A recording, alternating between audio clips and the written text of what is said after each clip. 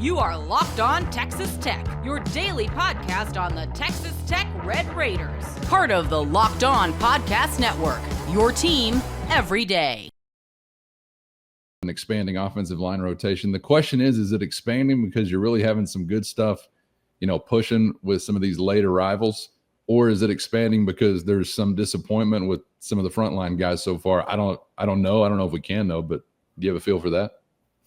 No, this is very much because you've got guys that are getting healthier. They're older. Yeah. They're talented. I think there's some senses of urgency. This should all be good. This should all be a good thing. I just can't envision it or look at it in such a way where like, oh man, this is no, it's not. It's really ideal, I guess. I mean, just because I think you constantly keep the pressure on people to perform and to get better and to improve, or watch out, somebody might take it.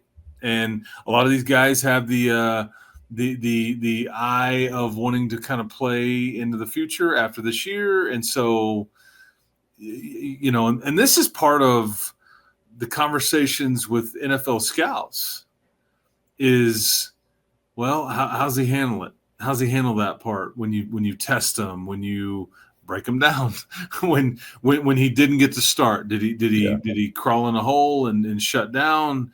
Did he work harder? I mean, all these, it's all about context, right? I mean, so I think that's why it's and hopefully Texas Tech offensive line and just team in general, because this isn't just happening with the O-line. Hopefully the team in general is better for it. Sure.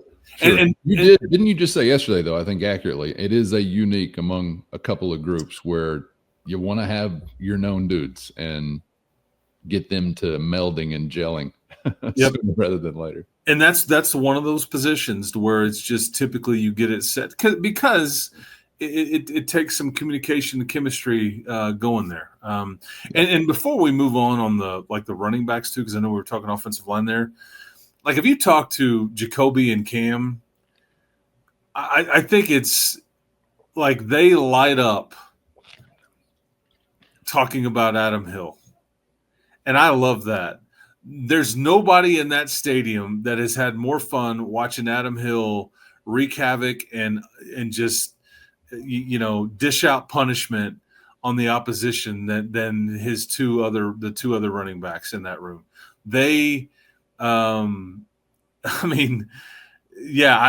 think that is wildly fascinating because it's just ironic that you have this team that was put together. We know the dollars, we know the portal class, we know all the age. And here through 2 weeks, you got this unknown walk-on from Albany, Texas, that's second in the conference in rushing. And everybody loves him. And he plays hard, and maybe he was going to be a linebacker. Maybe he still will be a linebacker in time, but he's become like he's earned a lot of street cred in that locker room. But like the guys that are playing, they both would tell you, we see it in practice every day. Not a shock to me. I just like that he's doing it to somebody else because I wouldn't want to get out there and tackle him. And I'm here for it, man. So I hope he gets a hold of a Beaver or a Ute soon. Speaking of, the Utah people are that's quite a lot going on there. We seem to have ruffled. I'm not sure what a Ute is really, but we've ruffled whatever they used to fly.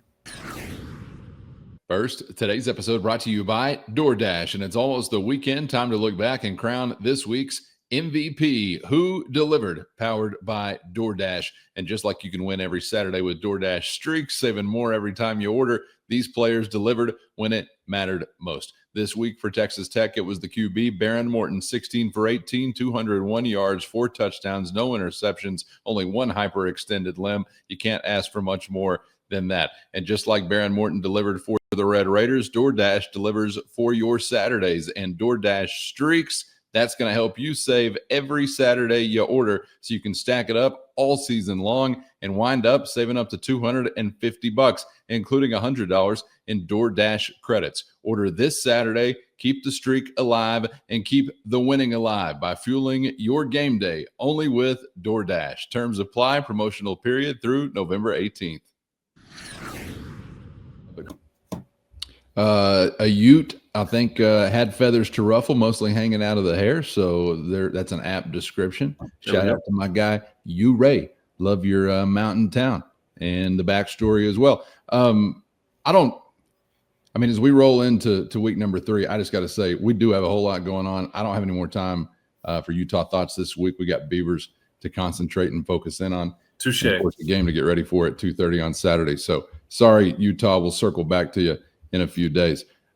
Chris, as we look ahead to this one, still plenty more to get to here this week. And I want to get to some comments from some Oregon State leadership as far as a perspective on our Red Raiders on our next episode. But before we wrap up this one, I told my guy to ask about it, Lance from the Matador Mob, asking about, if you don't mind, indulging us in anything you know about rumored sightings of a nation's number 1 prospect. This one, United States of America. LaDamion Guyton in the LBK? Was that for real?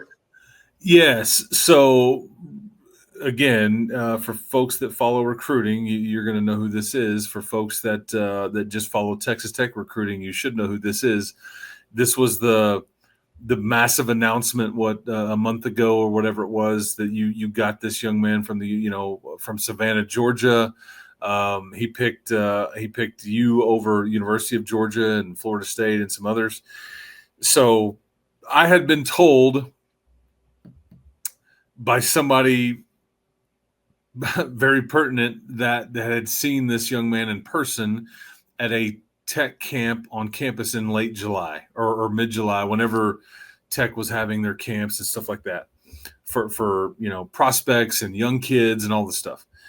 And I had somebody call me like that afternoon and go, I just saw what I think is one of the best high school players I've ever seen. And you kind of go, yeah, sure, whatever. and then I'm like, who was it? And then I looked him up. I'm like, well, damn, you might have been right. I'm like, maybe he was. Other people think so too. So I saw he was here with his quarterback, Stephen Cannon, who's committed, and Guyton is now committed. He was sitting in the front row. I watched after halftime. I watched Sheil Wood go over and dap our man up, and we did the bro hug thing. And I'm thinking to myself, that's probably a guy Sheil Wood needs to go say hello to. That's probably wasn't the first time they'd said hello to. But I saw what this looks like, and this is like birth certificate type dude. Like, I don't believe that you're 17, sir. I don't. This is what these kinds of players just look different.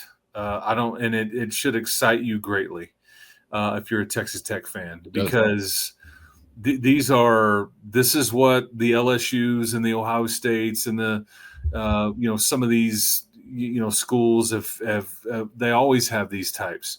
This is fairly new, and you're trying to make it more normal, because you have guys on the varsity, okay, right now. I mean, your portal class, Romello Height, David Bailey, they look different, and this was a younger version of this. And so I appreciate the question, Lance, because I don't want it to be ho-hum that the number 1 player in the country from Savannah, Georgia, just showed up to watch you play Kent State in an 11 a.m. game. That is not normal.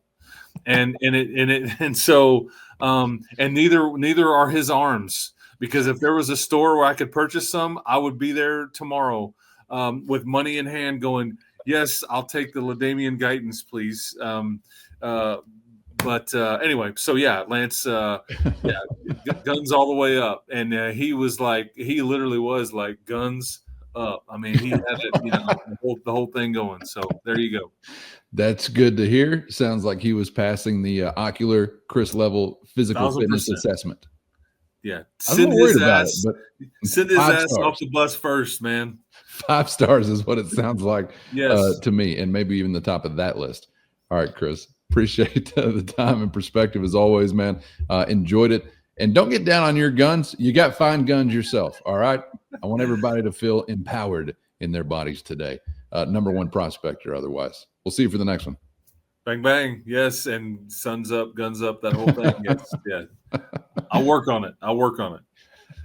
Get subscribed. Go at your own pace. Go at your own pace. Get subscribed on YouTube or anywhere you get podcasts so you never miss an episode. Thanks to the everydayers for always riding along, of course. Appreciate you. And, of course, the Matador Mob as well. Shout out to Lance and Peyton as well for spurring on some of this conversation today. Hit our show notes and find a link to a free 14-day trial. If you're interested in joining that crew, that's your direct line to Chris and myself with one-on-one text sent straight to your phone. For Chris, I'm Casey. Thanks as always for the time. We hope to see you back for the next round on Locked On Texas Tech.